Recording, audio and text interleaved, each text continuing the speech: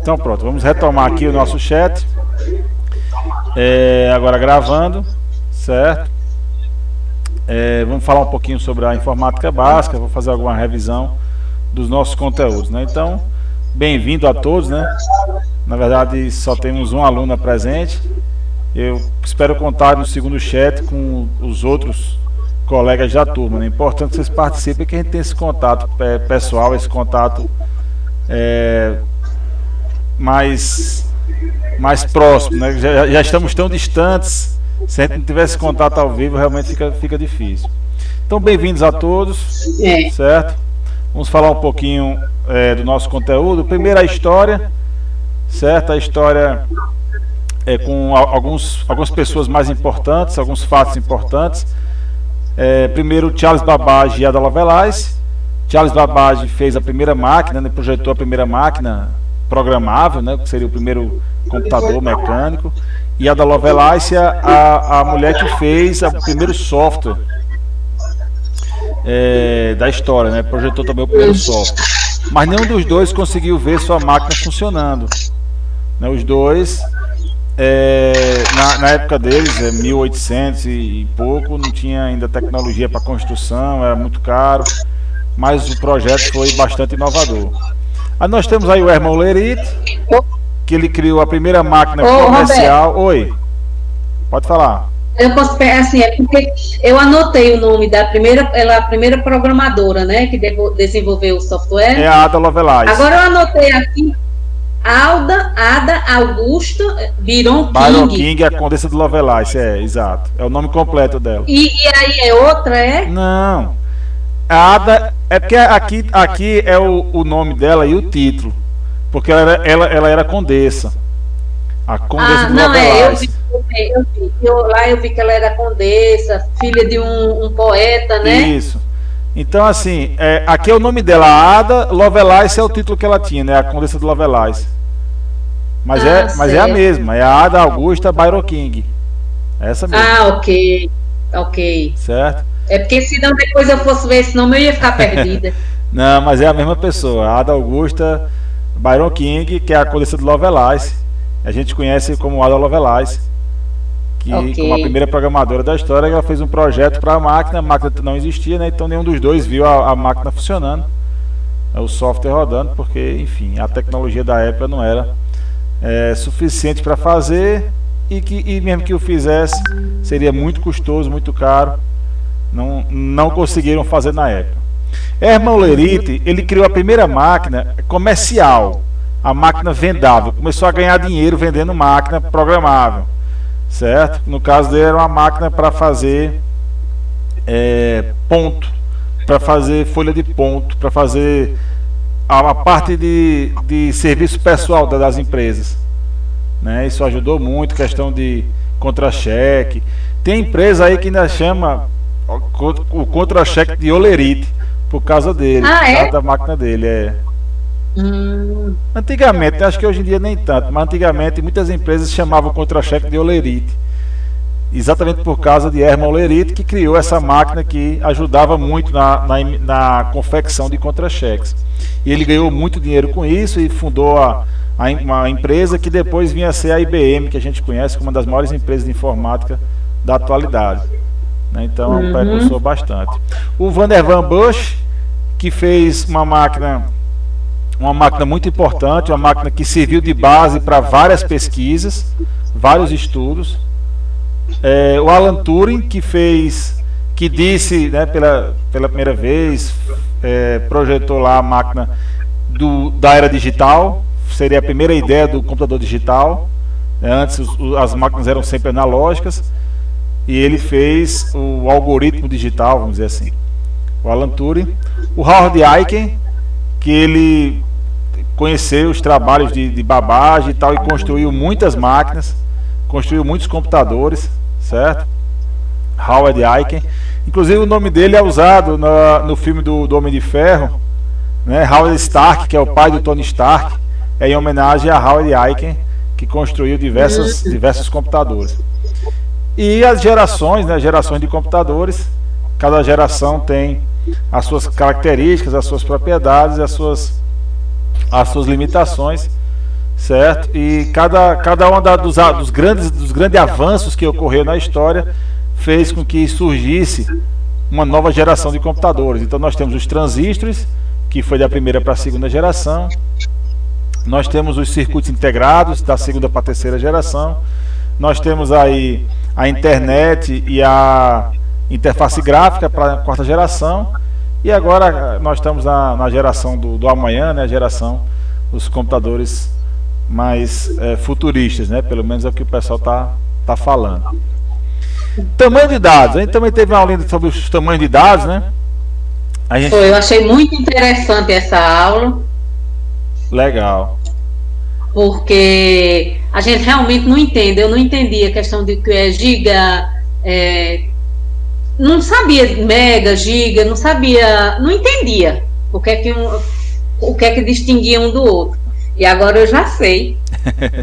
Beleza, ó, então a gente tem aí, ó, tudo no computador é energia, né? A gente sabe que tudo no computador é energia. A energia, cada traço de energia, vamos chamar assim, é um bit. E um bit forma byte, que forma kbyte, megabyte e tal. Tudo isso aí é sempre energia se acumulando para formar as letras, as imagens, os sons, tudo que a gente vê no computador, né? E eu preparei aqui algumas atividades sobre isso. Olha uma questãozinha aqui interessante, ó. Imagine que eu tenho um HD de 1 terabyte e metade dele está ocupado. Então eu tenho um HD de 1 terabyte, metade está ocupado. Eu quero guardar nele músicas.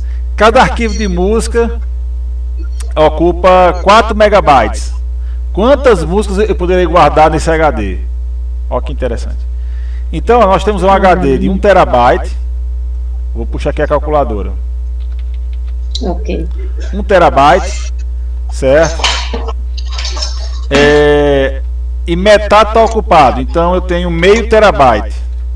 Meio terabyte que está livre. Ele quer guardar a música e diz que cada música é 4 megas. Então eu vou converter de terabyte para gigabyte, certo? Multiplicando por 1024. Então eu tenho 512 gigabytes livres. Mas a música está em megabyte, então vamos transformar de giga para mega. Então multiplica por mais 1024, 1024. Eu vou ter aqui 524.288 megabytes. Cada música ocupa 4 megabytes. Então vou dividir por 4 esse número. Dividir por 4. Então nesse HD vai caber 131.072 músicas. Certo? Então nós temos aí esse valor como a resposta dessa questão. E você sabe exatamente quanto você vai ocupar, quantos arquivos você precisa para ocupar esse HD. Obviamente que as músicas, cada arquivo de música tem um tamanho diferente, né? A gente sabe disso, eu tenho que olhar de um por um e tal. Eu fiz aqui uma questão média para a gente entender. Só para entender como se faz mais ou menos os cálculos, né? Exatamente. Tem outra questão aqui outra questão. No meu celular eu tenho 2 cartões de memória, sendo um de 2 terabytes e outro de 500 gigabytes. Olha que cartão bom, hein? O sistema operacional do celular ocupa 10 gigabytes e demais arquivos e aplicativos ocupam 600 gigabytes. Ele quer guardar fotos nele, no celular. Cada foto ocupa 5 megabytes. Quantas fotos eu posso guardar nesse sistema? Nesses cartões aí. Então, vamos fazer as continhas. Eu tenho 2 cartões, um de 2 terabytes e um de 500 gigabytes. Eles estão em medidas diferentes, vamos deixar tudo na mesma unidade, né? Vou transformar o de terabyte em gigabyte. Então, 2 vezes 1024.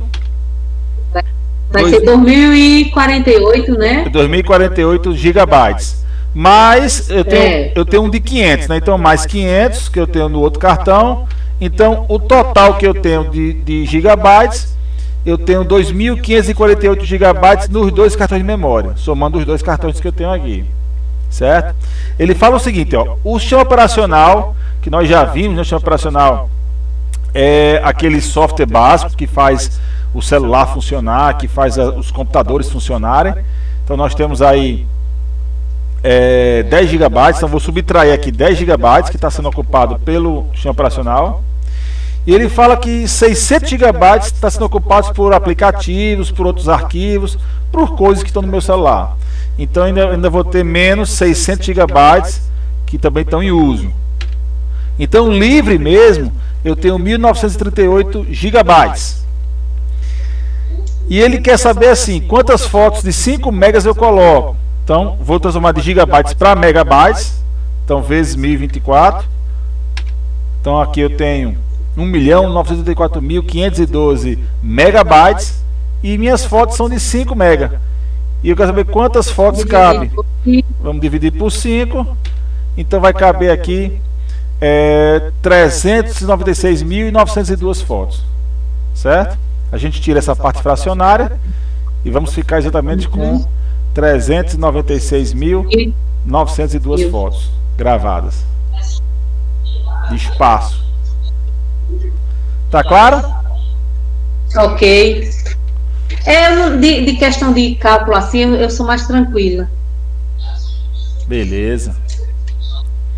Então é só para a gente ter uma ideia de como é que a gente encaixa isso aí no computador, né? Hoje os HDs giram em torno de terabytes, os HDs, os pendrives giram em torno de gigabytes, certo? E as memórias também em gigabytes, as memórias reais do sistema, a memória RAM, certo? São os nossos medidores, os nossos termômetros aí de tamanho de dados. Aqui falando um pouquinho dos computadores, né? Nós temos aí o desktop, que é essa máquina, de mesa, que a gente costuma chamar de mesa, né? Então aqui o desktop, que a gente chama de computador de mesa, certo? Ele tem aqui o gabinete, que é essa partezinha que guarda todos os componentes básicos do computador, protege os componentes e os guarda aqui. Eu tenho o teclado, o mouse e o monitor, que são os periféricos mais usados, mais importantes. Eu tenho aqui o notebook, que reúne tudo num bolo só. Esse gabinete, ele está aqui, né? Ele está aqui embaixo do teclado. Ele está aqui embaixo, ele está todinho aqui, com todos os componentes. Eu tenho aqui o mouse, que é em formato de mesa, né? um mouse de mesa. E o monitorzinho no meu notebook. O netbook é a mesma coisa do notebook, só que ele é mais simples. Ele é um notebook simples, com pouca potência. Ele é muito leve. Ele é portátil, vamos dizer assim, né? É um computador portátil que você usa para acessar a internet, fazer uma apresentação, né? Você vai viajar para congressos e tal, não quer levar uma máquina muito grande, e você leva isso aqui na bolsa. Esse você leva na bolsa. Eu tenho aqui e os portáteis, né? O tablet e o celular, que são os computadores, né? mais usados hoje, né? A gente tem os tablets e os celulares principalmente, que são computadores também, né? São computadores em toda a sua plenitude. A gente pode usar assim. Certo? Com certeza. Aqui eu tenho os servidores. Os servidores são grandes máquinas que permitem que a gente acesse outras máquinas. É o servidor que permite a gente usar a internet, certo? Então, quando a gente paga um servidor, a gente contrata uma internet dessas empresas aí que estão disponibilizando. Lá na empresa tem um monte desses bichinhos aqui, que é para permitir que a gente conecte à internet, que a gente tenha acesso aos sites. Certo? Então essas operadoras de internet, todas elas têm esses servidores. Tem os servidores, né? Aí você chega na empresa, eles deveriam estar assim, os servidores. Você chega no servidor, essa aqui é a cara que você vai ver lá dele. Se você abrir as gavetas, você vai ver isso aqui. Isso você deveria ver assim, mas geralmente você vê assim, entendeu? Você vê nessa bagunça. Quando você não tem... Nessa situação. Isso. Quando você não tem profissionais, quando a empresa não investe realmente em profissionais capacitados, fica desse jeito aí. Entendeu? Então aqui é quando você tem um profissional capacitado, quando a empresa investe realmente em profissionais, e aqui é quando a empresa não investe. Contrata qualquer pessoa que vai fazer de todo jeito. Mão de obra barata. Isso. Aí fica assim, entendeu? Funciona, mas quando der um problema... Aí mas se entrar outra pessoa aí não sabe onde tá nada. Aí vai ter que passar um ano fazendo treinamento para entender isso aí.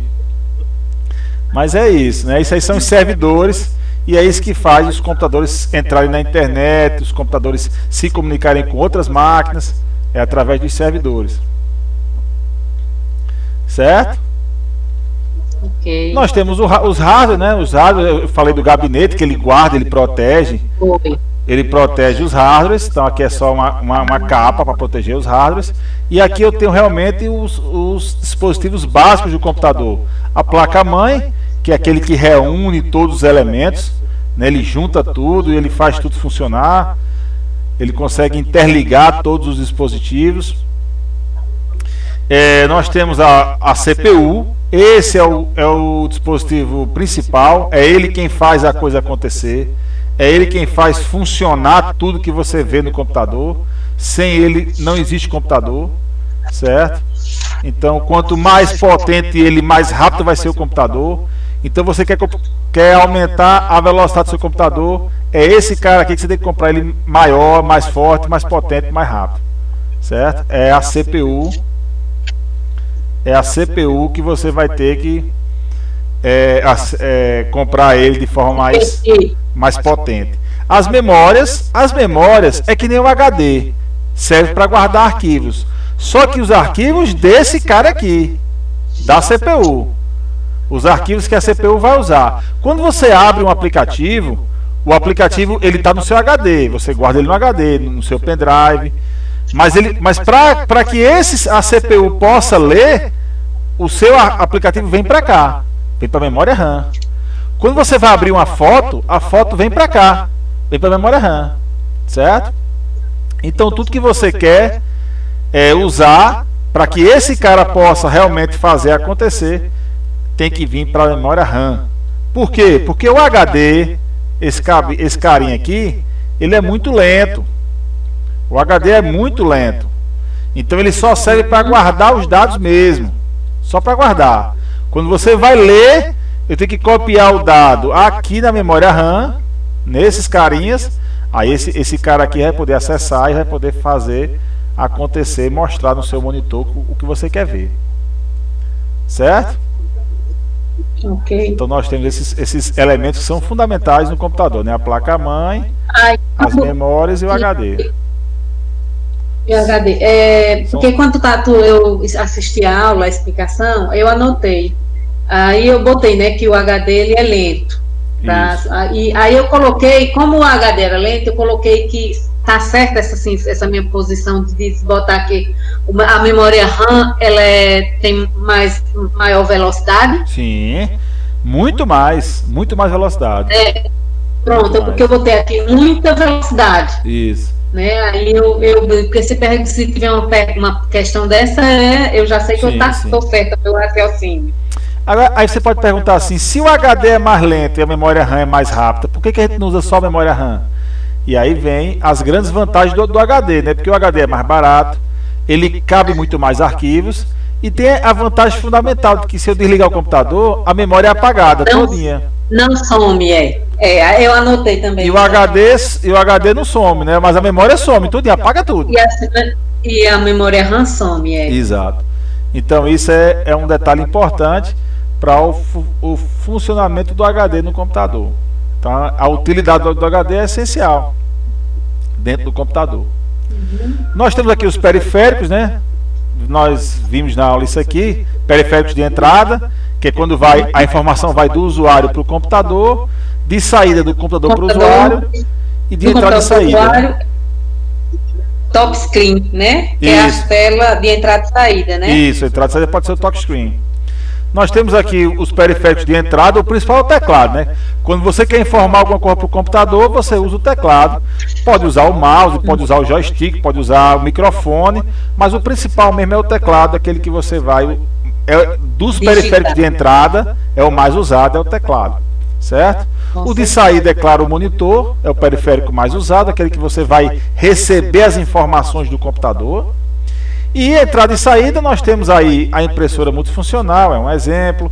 Nós temos o pendrive, que é o dispositivo de armazenamento, onde ele vai guardar dados, assim como o HD, certo? Ele vai guardar dados de maneira mais fácil, de maneira mais rápida, né? Para você poder botar em outras máquinas, para você guardar também como segurança, né? Caso dê algum problema no computador, você tem os seus arquivos com segurança.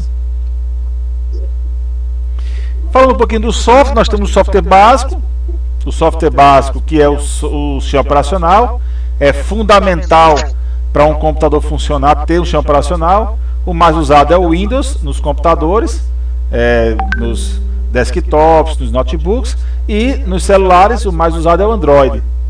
É o mais usado, mas existem outros, né? Para o desktop, para notebook, você tem o Linux, você tem o Mac.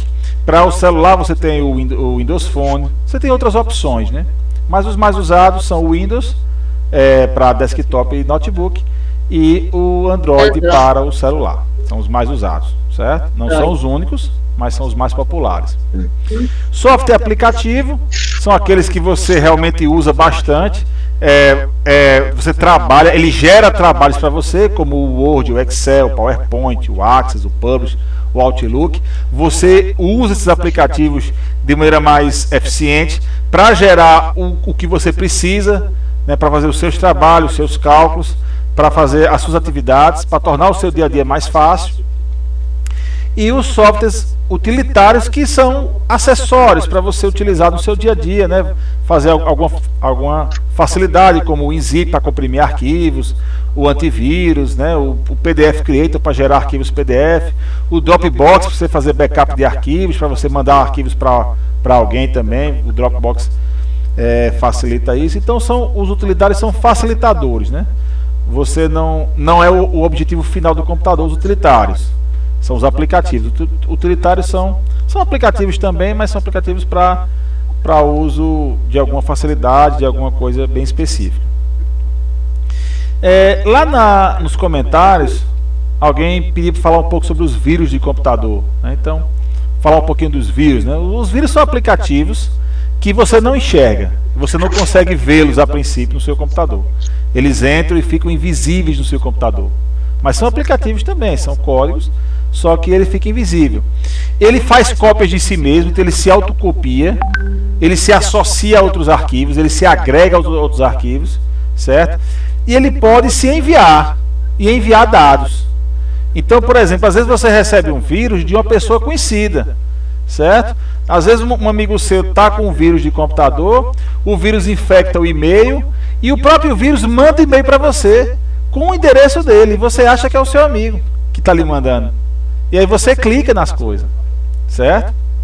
Tem que ter muito cuidado com os e-mails. Mas sempre é incrível, mas sempre vem uma coisa diferente que fica um pouco fora de contexto. Isso, exatamente. Eu acho que porque eu já recebi algumas coisas assim, aí eu tenho que assim, eu sou uma criatura que não conversa com Deus e o mundo nas redes sociais. Eu tenho um grupo limitado. Então a gente já começa a conhecer, né? A maneira. E aí eu geralmente eu sou muito desconfiada. E como eu não entendo muito, eu não fico caindo nessas histórias mirabolantes, nesses contextos que eu acho esquisito. Aí eu nunca clico, eu excluo antes de qualquer coisa. Quando você vê alguma coisa fora de contexto, alguma coisa muito chocante, o mundo vai se acabar, alguma coisa assim, ou então alguma premiação, você ganhou um carro. Não é assim não, que a gente ganha carro. A gente ganha no telefone também, ó. Muitos que disseram que eu era ignorante. Eu disse, eu não quero não, eu digo na hora, eu não quero presente nenhum. Isso aí é complicado. E hoje alguém está dando alguma coisa a alguém.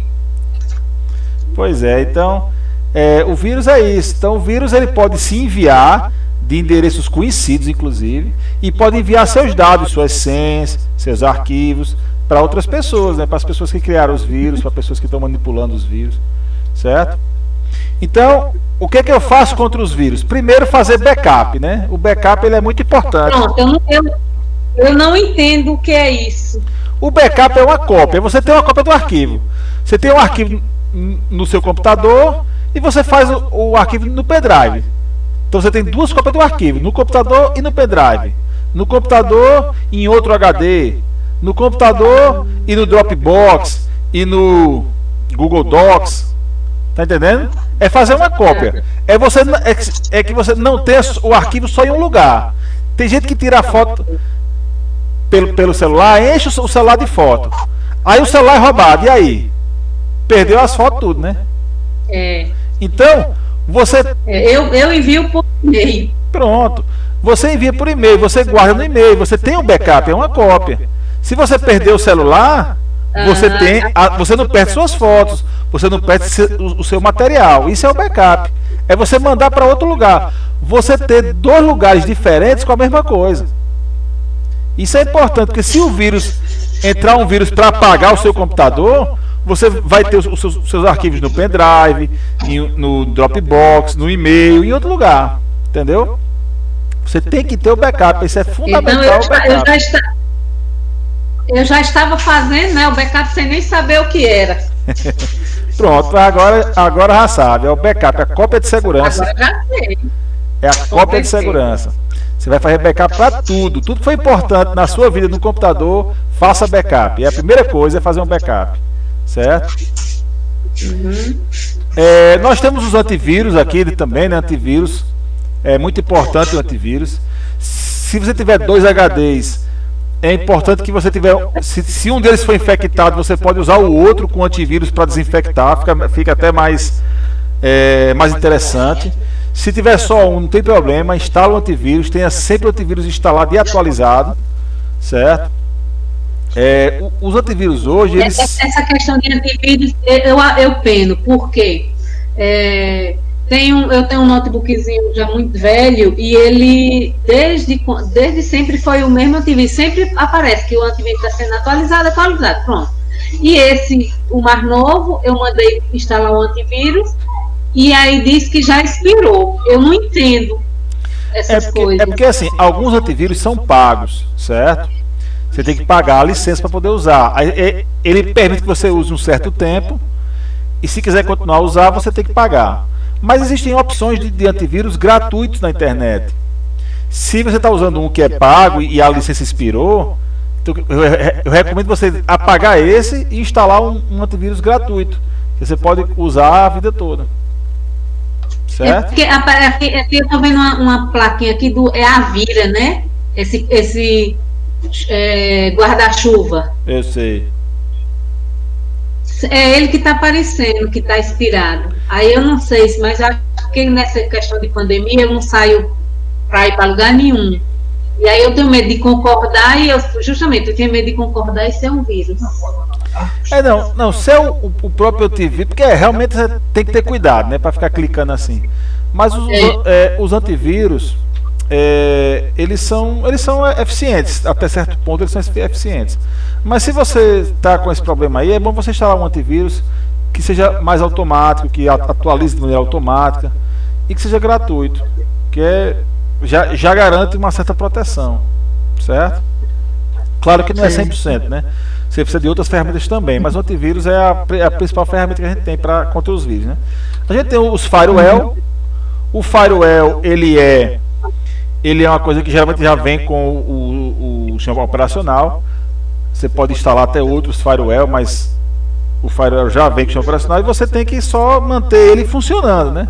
Manter ele ligado, manter o firewall nas suas proteções. Porque tem muita gente que desativa o firewall, porque ele às vezes fica um pouco mais lento e tudo, aí desativa o firewall, mas aí você fica exposto a vírus na internet.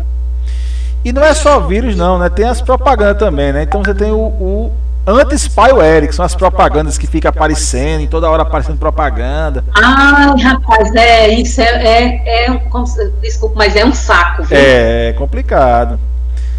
E aí você instala um anti-spyware para evitar propaganda. Tem esse aplicativo também. Eu não sabia disso. Pois é. Ele tenta evitar ao máximo as propagandas que vão surgindo aí sem você querer, e toda hora aparecendo no meio do site da internet, fica aparecendo propaganda em todo canto. Aí você bota o anti-spyware para ele eliminar impedir que essas propagandas fiquem aparecendo para você. Propagandas indesejadas. Pronto, que eu assistindo a sua. Essas propagandas estão no visor do slide todo. Deve ter alguns spywares aí você bota um anti-spyware para poder eliminar. Agora, anti-spyware, você tem os gratuitos, mas os gratuitos não são muito bons, não. Os pagos geralmente são melhores. Eles fazem os trabalhos melhores do que os gratuitos. Mas é aquela coisa, né? A gente instala o gratuito enquanto a gente não tá incomodando demais, né? Quando é numa empresa grande, eles compram e tal. Ele não está saindo de casa. Mas o spyware, ele é igual o antivírus, ele tem tempo determinado? Não, se ele for pago, tem. Mas tem que pagar para não.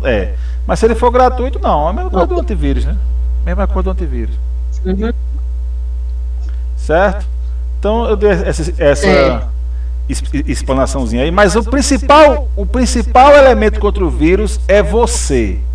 É a sua consciência. Certo? Não adianta você ter anti-spyware, antivírus, firewall, se você não tiver a consciência sobre os vírus. Não sai clicando em tudo que vê, não sai abrindo tudo que recebe por e-mail, não ficar entrando em sites de origem duvidosa, não instalar aplicativos de origem duvidosa, não instalar craques. Craques são terríveis para vírus. Então é a consciência da pessoa. O que é isso? Craques? Craques. Não, crack é assim. Você tem um aplicativo pago, certo? E você quer usar ele. Não quero pagar, não. Quero usar ele de graça. Aí você instala um crack. O crack permite que você use um aplicativo pago de maneira gratuita. Certo? Sim. Não. Eu nem sei fazer essas coisas. Mas não sabia nem que isso existe. Isso, além de ser ruim para o computador, isso é ilegal, né? Você está usando um negócio pago, está usando de graça, tá burlando aí o software para você poder usar um negócio que é pago de graça. Isso não é legal, é uma coisa ilegal, né? Justamente. É a mesma coisa que tem também a gente vê direto nas propagandas para assinatura, né? Isso. Você não precisa pagar assinatura, tem um aparelhozinho. Eu não confio nessas coisas. Não. Isso aí é ilegal. Isso é ilegal. Justamente. Certo? E no computador também. Você usar crack, além de ser ilegal, você também corre o risco de pegar muitos vírus no seu computador. Certo? Então, é da consciência. De vez em quando a gente está com alguma coisa aberta no computador e aparece umas coisinhas pequenas, fica só piscando. Eu também nunca clico nisso que está piscando para chamar atenção. Eu não sei.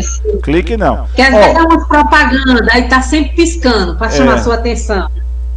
Na dúvida, não clique. A dica é sempre essa. Na dúvida, não clique. Nunca clique. Na dúvida, nunca clique que você ganha mais. E eu que não entendo mesmo, é que eu não clico mesmo. Na dúvida, não clique. Que você você já ajuda seu antivírus, já ajuda o seu sistema a... Já não perco meu computador. Bom, eu vou dar por encerrada a gravação do chat, certo? Vou encerrar aqui a gravação do chat. E qualquer dúvida, eu estou sempre à disposição. Certo? Ok. Eu percebi isso, porque tudo que a gente escreve, você sempre responde. Eu vi que você sempre está à disposição mesmo. Mesmo que você não dissesse, a gente já nota, porque você, todas as vezes que a gente faz um comentário, você responde. Que bom. Mas é isso aí. Até o nosso último dia, até o nosso último minuto, nós estaremos aí sempre presentes. Certo? Ok. Ok. Eu vou encerrar aqui a gravação. Viu? Mas podemos continuar no chat, entendeu? Se tiver mais perguntas,